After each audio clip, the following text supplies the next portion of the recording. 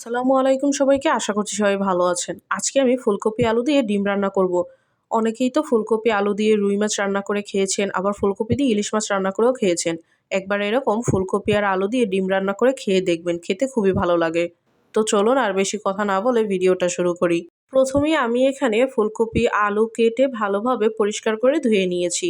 এর সাথেই আমি এখানে নিয়ে নিয়েছি 3টি ডিম। এবার ডিমগুলো সিদ্ধ করার জন্য চুলায় একটি প্যান বসিয়ে দিয়ে দিচ্ছি পানি। এবার পানির মধ্যে একে একে ডিমগুলো দিয়ে ঢাকনা দিয়ে ঢেকে ডিমগুলোকে খুব ভালোভাবে সিদ্ধ করে নেব।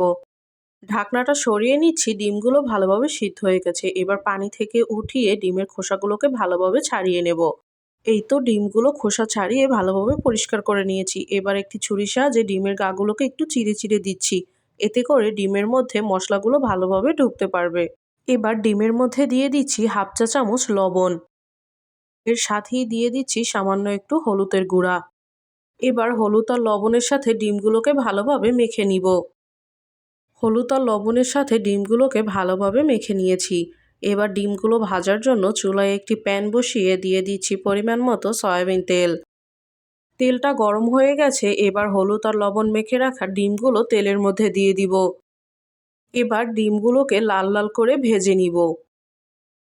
বেশ অনেকটা সময় উল্টে পাল্টে ডিমগুলোকে লাল লাল করে ভেজে নিয়েছি। এবার নামিয়ে নেব।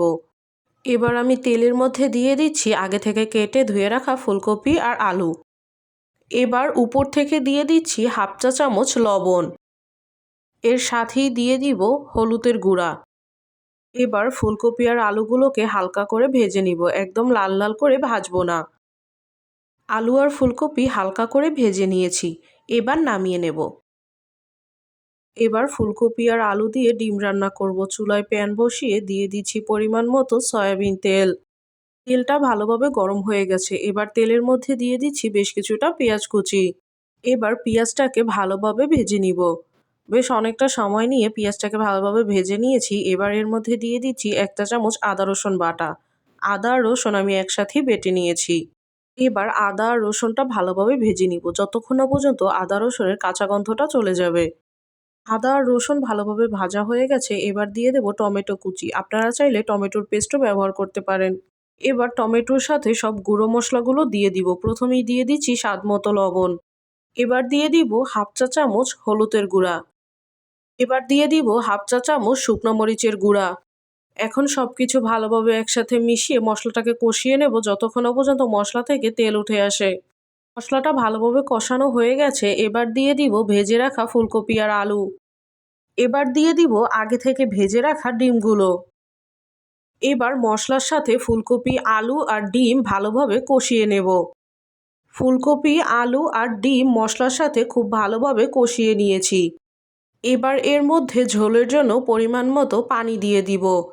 পানি দেওয়ার পরে সবকিছু একটু নেড়ে চেড়ে ঢাকনা দিয়ে ঢেকে জাল করে ফুলকপি আর আলু ভালোভাবে সিদ্ধ করে নেব। ঢাকনাটা সরিয়ে নিচ্ছি, দেখুন ঝোল অনেকটাই কমে গেছে। ফুলকপি আর আলুও ভালোভাবে সিদ্ধ হয়ে গেছে। এবার নামানোর আগে উপর থেকে বেশ কিছুটা ধনিয়া পাতা কুচি ছড়িয়ে দেব। এই তো তৈরি হয়ে গেল আমাদের ফুলকপি আলু দিয়ে ডিম রান্না। ভিডিওটি আপনাদের কাছে কেমন লেগেছে অবশ্যই জানাবেন। ভালো লাগলে চ্যানেলটি সাবস্ক্রাইব করে পাশের বেল আইকনটি ক্লিক করে দিবেন। ভিডিওটা দেখার জন্য সবাইকে অসংখ্য ধন্যবাদ।